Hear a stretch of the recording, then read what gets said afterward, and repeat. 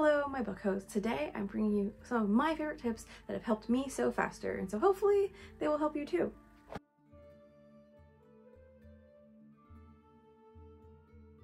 Hello and welcome to Bookhoarding by Bianca. I'm Bianca and today I'm going to share with you some tips on sewing faster. And while you might come to this and be like, yeah, I just need to turn my machine like speed up or whatever, I'm not actually talking about specifically just the machine. Today I'm really going to be talking about all the things that I do that personally have made the process of sewing a garment go a lot smoother.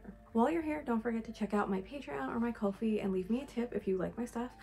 Also, please give me a follow or a like or a share or any of those fun things, because those are freebies that also support my work and it's really appreciated. If you're new here, I love sewing and I've loved sewing for a long time, and now I have Virgoed myself into the sun and got a scholarship to go study costume design, and that's what I'm going to be doing, which means that I definitely want to keep sharing a lot of the things I'm learning with you, and these tips are really coming from me learning a lot of things going to fashion school. Okay, without further ado, let's just get into the tips. Tip number 1, pre-fill your bobbins. Okay, so I know these are empty bobbins, but I have a filled case over there.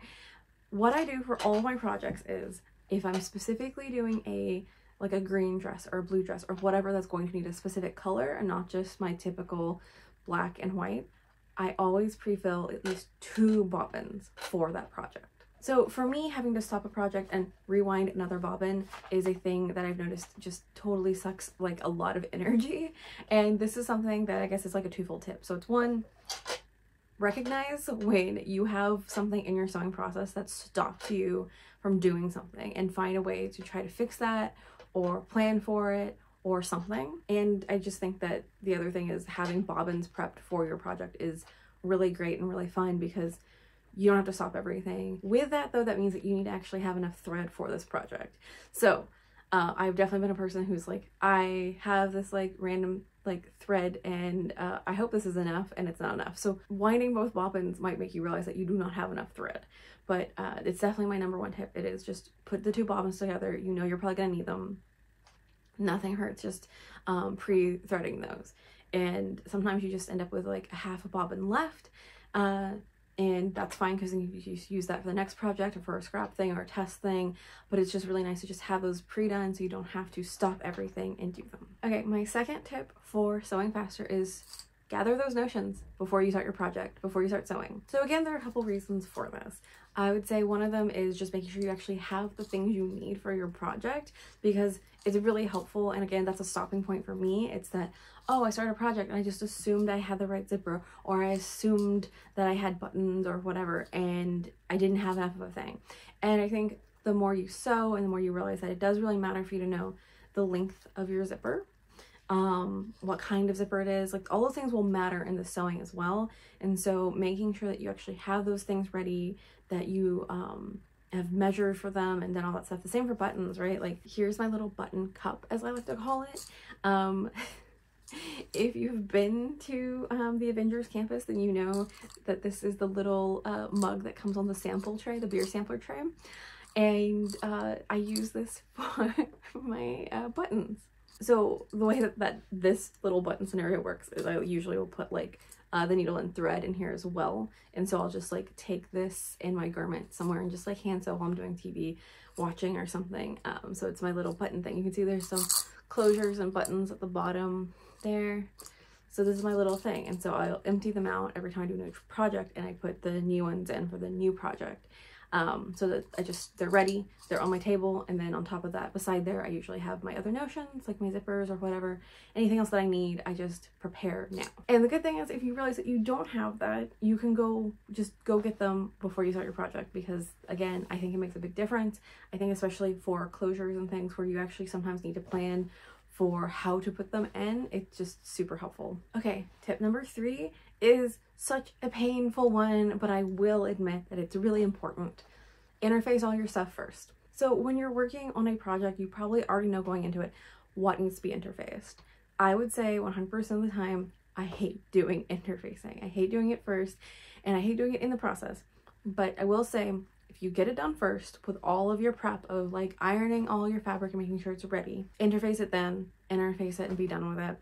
It's less stress. You know that you already did it. Okay, for me, it's kind of a silly thing, especially because I'm down to this much interfacing.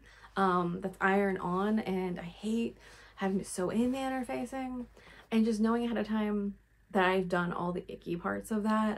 I've done my interfacing, the thing that makes me annoyed, makes me kind of go faster and just not have to worry about like, oh, the interfacing's next. I don't want to do this part. I don't want to have to interface this collar. It's done. Just keep sewing. Okay, so I kind of talked about this just now, but my next tip is about your fabric, and that is to pre-wash and iron your fabric. Now, this is a tip that if you'd asked me, honestly, even 2.5 years ago, I would have said, nah, you don't need to iron anything. But I was wrong.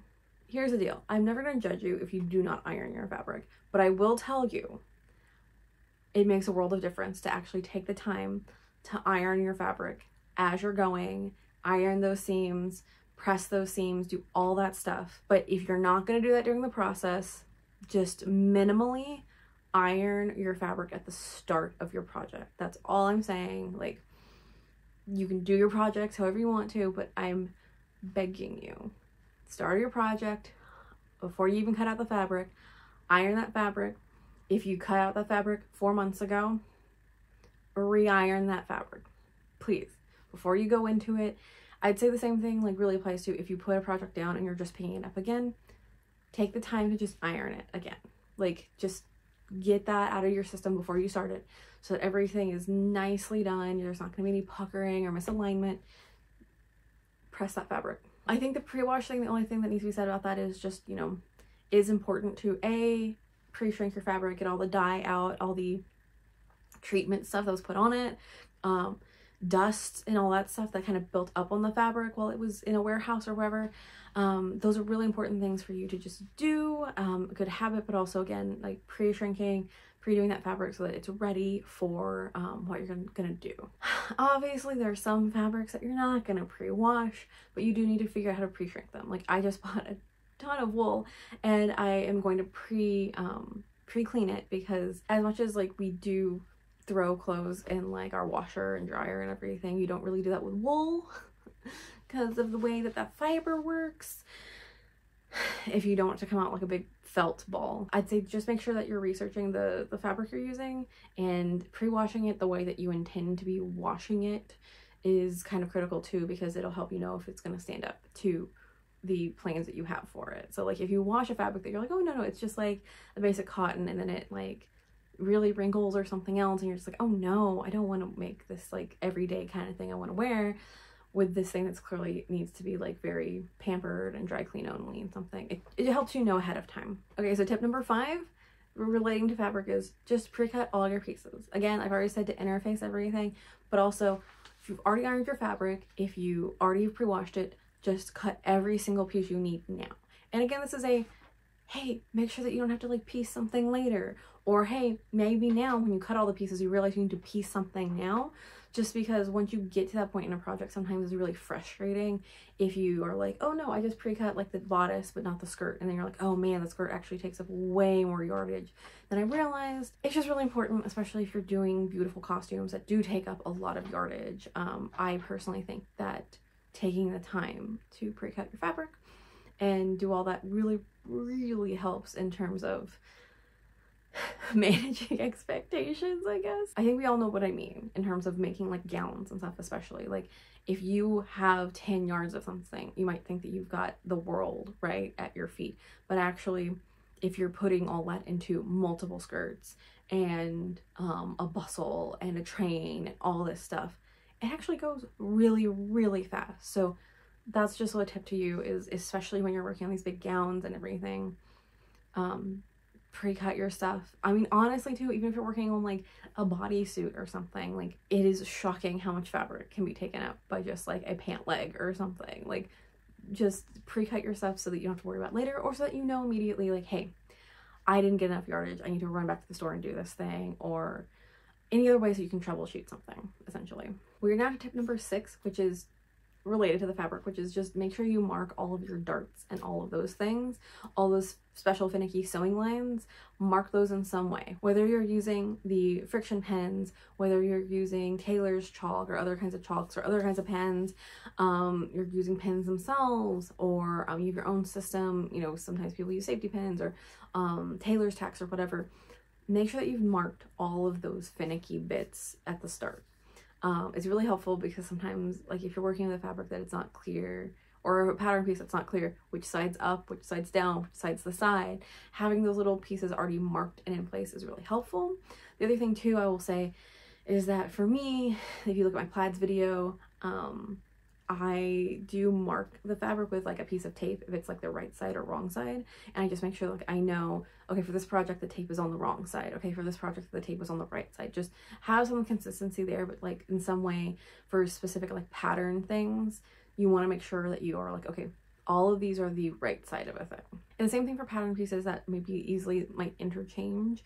You like look at them. I'd say when you're done cutting things, you can also just like put like a post-it on top of it that has like this is right side front, and then you can like pin it in to secure it on there. Just having the idea of what is what in a very busy sewing space is very, very helpful because then you don't lose things. Come closer, come close.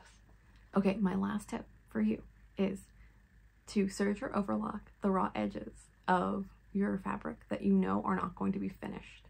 And if you don't know if they're going to be finished, do it for all the edges, all the raw edges, especially for fabric that's frayed, okay? One day I will create a video on just like all of the tips from fashion school that I feel like were really crucial in making me a better sewer today. Some of these are in this video, I will be honest. This last one is really important, and that really is about finishing your seams. Finishing your seams is not a tip to make you sew faster. The tip in this to help you is to overlock or serge your raw edges. This is important for many reasons. I would say that it's important for not only your fabric choice, if you have something that frays a ton, it helps with the lifetime of a garment is I think the biggest thing. It helps with the wearability of a garment, it helps with the professional look of it. If the minimum you can do is to use a serger, serge that seam, or use an overlock looking stitch on your machine, please do that first. I know that it's technically like sewing your garment, but it's really not. It's really just finishing something now so that you don't have to finish your seam. This is why this is a tip that I'm sharing, because for me, finishing seams in a project is like both fulfilling and not. I hate it, but I know it needs to be done, and it looks better, and it makes it last longer, and it's sturdier, and it looks so much more professional. But I hate doing it. Serging and overlocking your seams, your raw edges, sorry, is a really nice way to just finish that look before you even have started it. And that is, I think, the kind of overall tip of all of this. Like, all of these tips are about doing something so that when you actually get to the machine to put the pieces together, it's just about putting them together. It is not about, now I have to stop and I have to interface this thing, and now I have to stop and find a zipper, now I have to stop and rethread my bobbin. The things that help me sew faster are the things that keep me from stopping a project, because my brain feels like once I have to stop and switch gears and I'm not sewing anything, I don't want to come back to it. So these are why these are my tips, because that's how my brain functions. It needs me to just keep going, keep sewing, keep going to the next piece. And these are the things that have helped me be able to just be like, now I'm sitting down with all my pattern pieces and I'm ready to go. Okay, so those are my mini tips. I lost count, I think, somewhere along the line, but those are my tips on how I sew faster. There are other tips out there in the world for other people and the way that like their brains work and their process works. And I'd love to hear them, actually. I'd love to hear your tips on how you sew faster, how your process for putting together a garment goes a lot quicker. Before we go, I have to thank my patrons. You're the whole reason I do this. You're the whole reason that I can like make videos and have time and energy to put these out there into the world. If you're not a patron, please check out my link in my description. There's also a Ko-fi if you want to leave me a tip, and also some freebies. You can like and subscribe, you can share this video, you can check out my other videos. Those are free things to do that really do make a difference for people like me who are just like, I want to share the thing I love, I want to share the thing that I'm learning in school, because like it's exciting, it's fun, and also I don't believe in like keeping that information behind like, I don't know, barriers. So anyway, thank you so much for joining me, and don't forget to make it so. Now, not dishwasher, what the heck am I trying to say? We don't wash clothes in the dishwasher.